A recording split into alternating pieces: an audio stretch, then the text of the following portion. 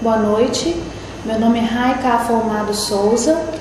No próximo mês de junho agora de 2014, eu completo 6 anos de Unipac Aimorés com a função de secretária acadêmica da instituição. Em primeiro lugar, quero parabenizar a Unipac Aimorés pelos seus 10 anos no município.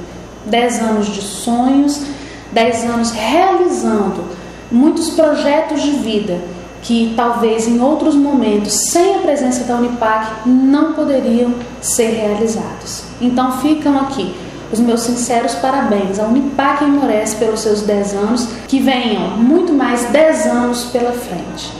Parabenizo também a Unipac no estado de Minas Gerais pelos seus 50 anos.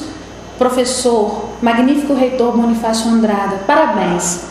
Parabéns por acreditar no município de Aimorés e por transformar o nosso município e região num polo de desenvolvimento e educação. Afinal, nós ouvimos aqui que onde há educação, há desenvolvimento. Não poderia deixar de parabenizar a todas aquelas pessoas. Não vou citar muitos nomes, mas porque eu poderia ser injusta citando alguns nomes e deixando de citar outros.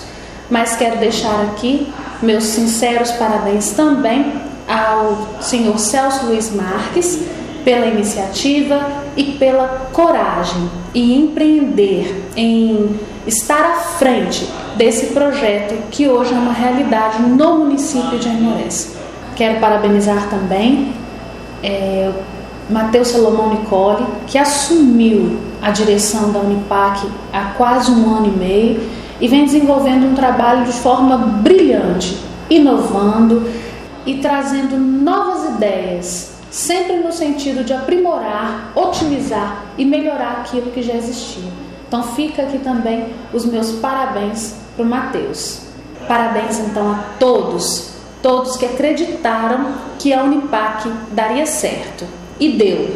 Hoje nós somos uma realidade, com quase 1.000 alunos, 10 cursos ofertados, mais alguns cursos que já foram autorizados e estão vindo por aí para melhorar e para otimizar cada vez mais a educação no nosso município. Boa noite.